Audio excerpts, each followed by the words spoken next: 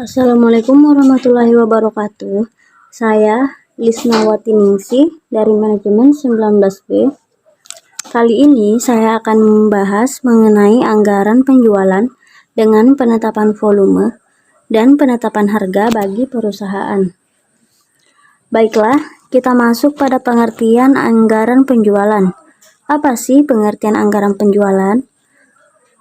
Anggaran penjualan adalah anggaran yang sudah direncanakan secara lebih jelas terkait penjualan suatu produk perusahaan dalam kurun waktu periode yang akan datang.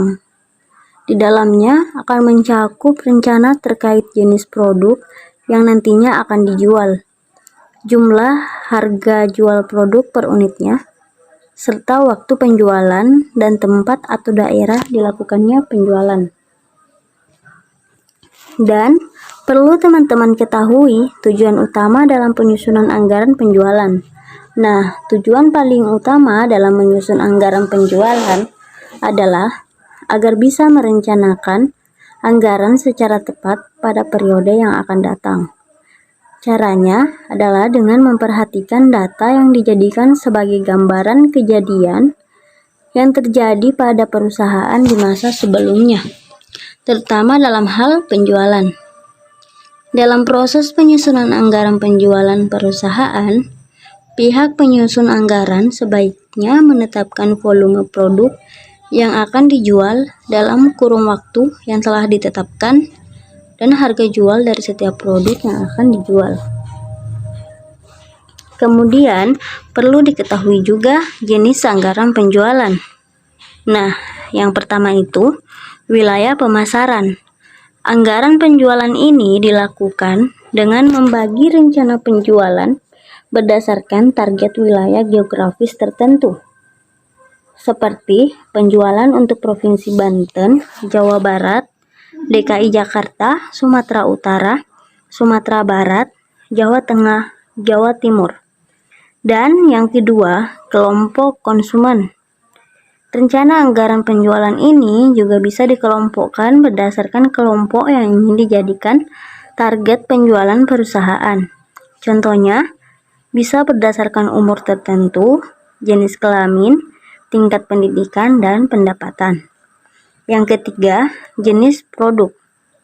Dalam pengelompokan ini, perusahaan bisa membagi target penjualan berdasarkan produk yang dihasilkan atau dijual oleh perusahaan tersebut. Contohnya, target perusahaan dalam industri garment, yang lalu membagi jenis produknya seperti celana pendek, celana panjang, celana santai, kemeja lengan panjang. Kemudian yang keempat, kelompok wiraniaga. Dalam pengelompokan wiraniaga, maka perusahaan harus membuat rencana penjualan berdasarkan kelompok wiraniaga yang membagi target volume penjualan yang harus dicapai oleh tiap wiraniaga atau setiap tim yang dimiliki oleh perusahaan tersebut. Dan yang terakhir, waktu terjadinya penjualan. Rencana membuat anggaran penjualan juga bisa dikelompokkan dengan berdasarkan target waktu yang ingin ditempuh oleh perusahaan. Misalnya adalah anggaran bulanan, triwulan, 6 bulan, dan tahun. Pengelompokan anggaran yang dilakukan dengan berdasarkan kelima poin tersebut akan sangat mempermudah tim pemasaran dalam memahami apa yang nantinya harus mereka kerjakan terkait dengan rencana penjualan tersebut. Selanjutnya, faktor yang mempengaruhi anggaran penjualan terbagi menjadi dua bagian, yaitu faktor internal dan faktor eksternal. Di mana faktor internal itu ada 6, yaitu yang pertama, data penjualan di tahun-tahun yang lalu. Yang kedua, kebijakan perusahaan yang berhubungan dengan masalah penjualan. Yang ketiga, kapasitas produksi yang dimiliki serta kemungkinan perluasannya. Keempat, tenaga kerja yang tersedia baik jumlah maupun keahliannya. Kelima, modal kerja yang dimiliki perusahaan. Keenam, fasilitas lain yang menunjang seperti metode distribusi, jumlah distributor, frekuensi permintaan produk, dan sebagainya. Faktor eksternal yaitu ada 8. Pertama, kondisi persaingan pasar. Kedua, posisi perusahaan dalam persaingan pasar. Ketiga, tingkat pertumbuhan penduduk.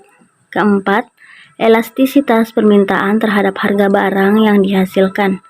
Kelima, agama, adat istiadat, dan kebiasaan masyarakat. Keenam, kebijakan pemerintah baik moneter maupun fiskal yang mempengaruhi penjualan. Ketujuh, keadaan perekonomian nasional atau internasional. Kedelapan, kemajuan teknologi barang-barang substitusi. Kemudian, untuk menetapkan volume produk dapat berdasarkan sebagai berikut. Yang pertama, berdasarkan penjualan tahun sebelumnya menggunakan 2 metode, yaitu pertumbuhan rata-rata dan least score. Kedua, target pertumbuhan penjualan, yaitu pertumbuhan volume penjualan dan pertumbuhan pangsa pasar. Ketiga, demografi, yaitu perubahan kelompok usia dapat berpengaruh pada penjualan perusahaan, perubahan komposisi, dan jumlah jenis kelamin tertentu. Kemudian perubahan penduduk berdasarkan kelompok tertentu, misalnya selera konsumen. Dan yang terakhir, perubahan iklim. Keempat, pertumbuhan pendapatan. Kelima, perubahan-perubahan di lingkungan perusahaan, politik, sosial masyarakat, nilai tukar mata uang, inflasi. Pada penetapan volume produk berdasarkan penjualan tahun sebelumnya dengan metode pertumbuhan rata-rata, teman-teman perlu perhatikan contoh berikut. Seperti yang terlihat pada tabel tahun 2017 menghasilkan 220.050 unit. Kemudian tahun 2018 menghasilkan 244.255 unit, 2019 280.835 unit, 2020 308.953 unit, dan yang terakhir 2021 menghasilkan 355.550 unit. Nah, bagaimana cara mendapatkan volumenya? Yaitu dengan mengurangkan tahun sebelumnya dengan tahun berikutnya, maka akan menghasilkan 24.205. Kemudian, bagaimana cara mendapatkan presentasinya? Persentase didapatkan dengan membagi volume dibagi dengan volume unit, maka akan menghasilkan 11%. Setelah mendapatkan volume dan persentase, maka kita mencari pertumbuhan rata-ratanya, yaitu dengan cara total volume dibagi 4, maka akan mendapatkan 33.875. Begitu juga dengan persentase. Total persentase ini dibagi 4, maka akan mendapatkan 12,75%.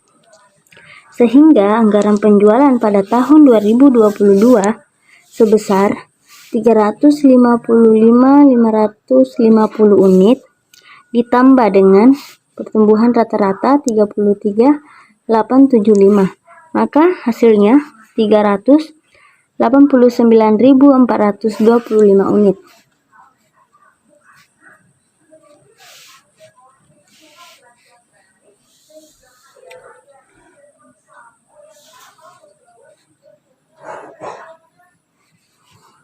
Kemudian yang selanjutnya itu metode Lasker.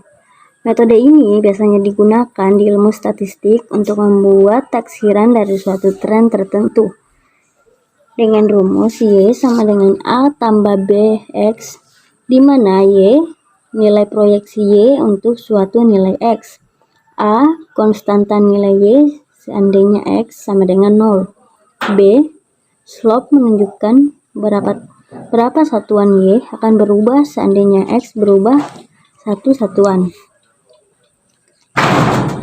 A EY dibagi N dan B EXY dibagi EX2, di mana E jumlah penjualan aktual, N jumlah tahun dalam data, EXY jumlah perkalian X dan Y, EX2 jumlah kuadrat dari variabel X. Yang berarti variabel X adalah tahun, yaitu 2017, 2018, 2019, 2020, dan 2021. Untuk mempermudah perhitungan variabel, waktu tidak dinyatakan dalam tahun, tetapi dalam satuan. Angka seperti -2, -1, 0, 1, 2, dan seterusnya disebut angka kode atau coding. Metode pembuatan ini disebut coded method. Oke, perhatikan pada tabel berikut. Pada tahun 2017,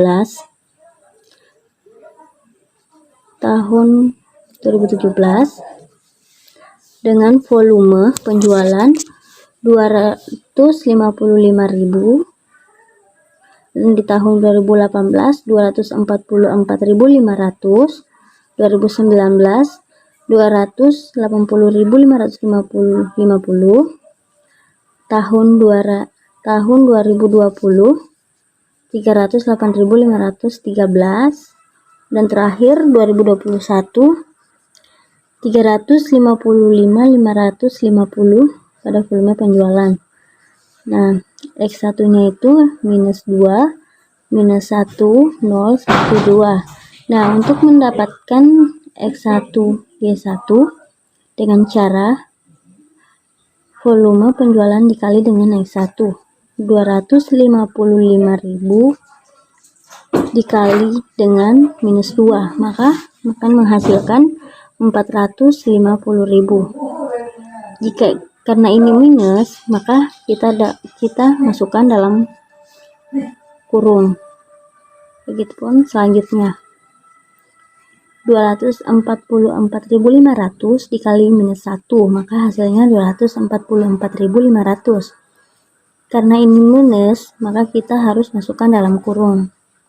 Selanjutnya, 280.550 dikali 0, maka hasilnya 0.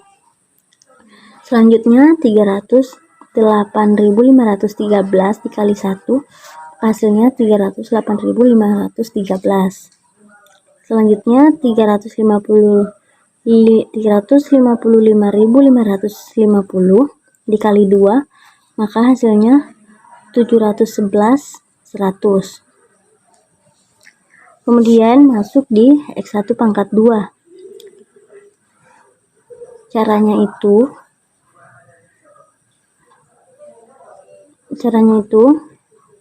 X1 dikalikan, karena pangkat 2 berarti 2 kali 2 sama dengan -2 kali -2, maka hasilnya 4. Itupun selanjutnya, -1 dikali -1, hasilnya 1. 0 kali 0, hasilnya 0. Dan 1 kali 1, maka hasilnya 1. 2 kali 2, maka hasilnya 4.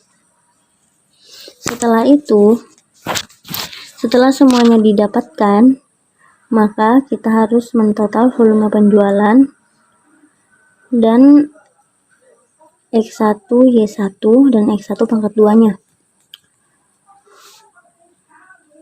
Setelah kita total semuanya volume penjualannya, maka akan mendapatkan 1.414.113 volume penjualan. Dan X1Y1-nya mendapatkan 325.113. X1 pangkat 2-nya mendapatkan 10. Nah, 4 ditambah 1 tambah 1 tambah 4, maka akan mendapatkan 10.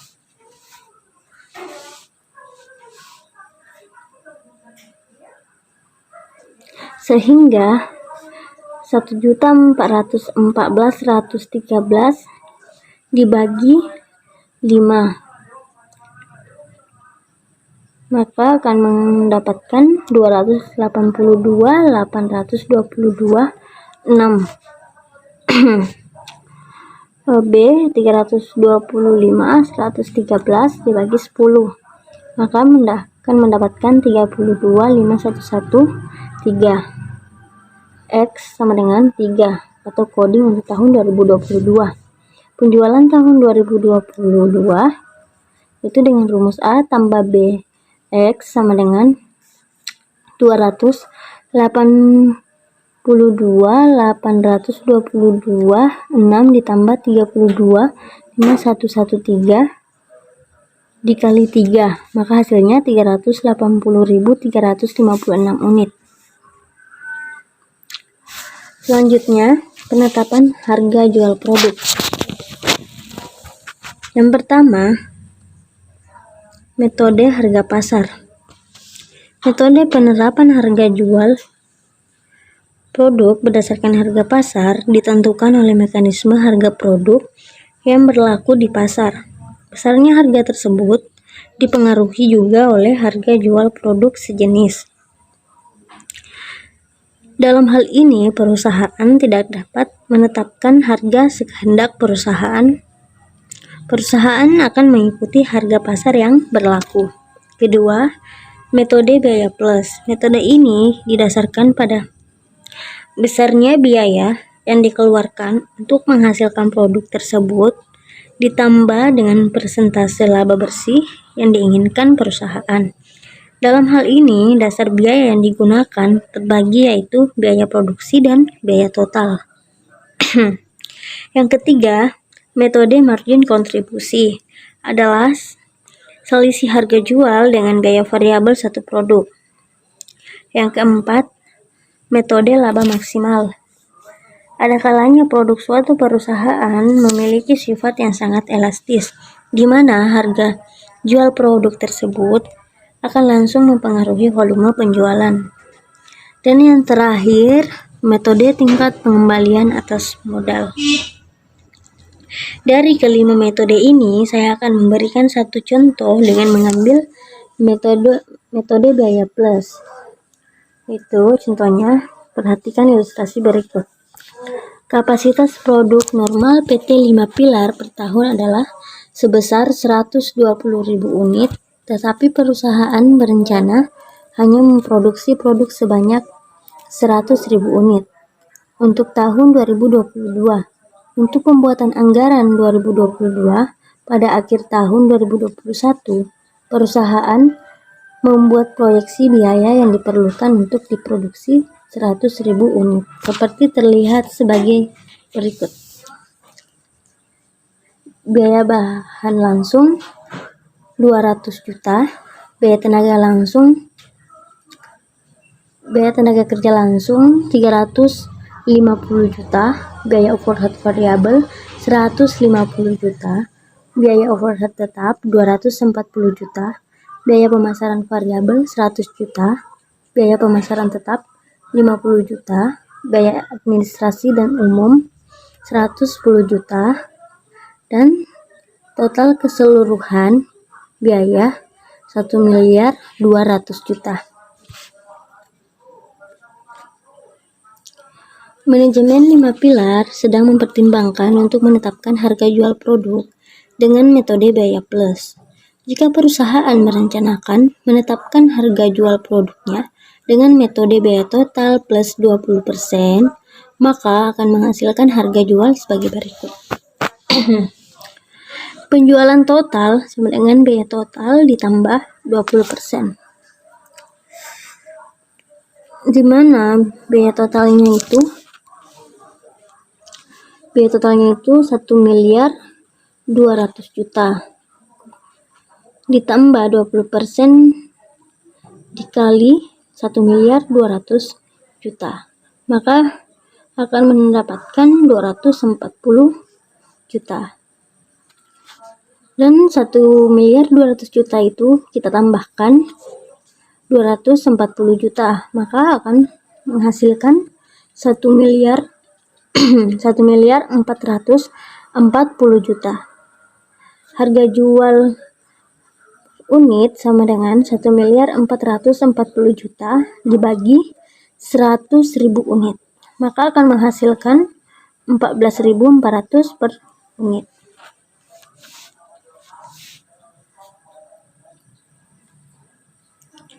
Kemudian biaya produksi, di mana biaya produksi itu hanya masuk biaya bahan langsung, biaya tenaga kerja langsung, biaya overhead variabel, dan biaya overhead tetap.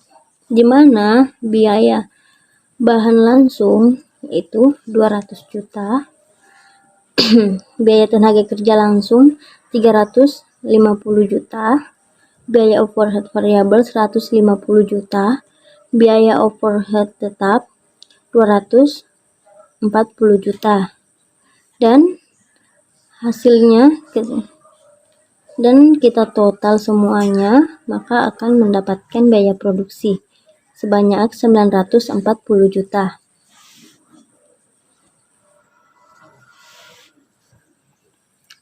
Jika perusahaan merencanakan menetapkan harga jual produknya dengan metode biaya produksi plus 20%, maka akan menghasilkan harga jual sebagai berikut.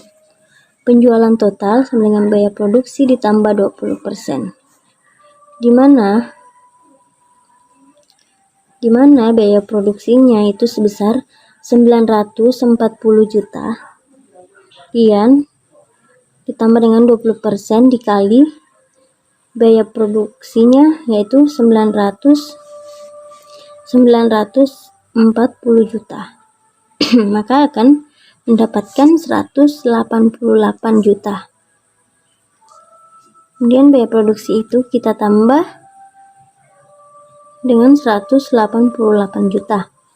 Maka akan menghasilkan 1.128 juta. Harga jual per unitnya sama dengan 1.128 juta dibagi 100.000 unit, maka akan menghasilkan 11.280 per unit.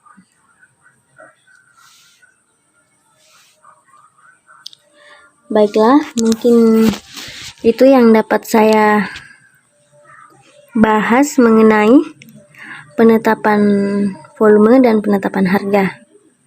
Sekian dan terima kasih. Semoga ini bisa menambah wawasan kita semua. Saya akhiri dengan billahi fisabilil haq wasabiqul khairat. Wassalamualaikum warahmatullahi wabarakatuh.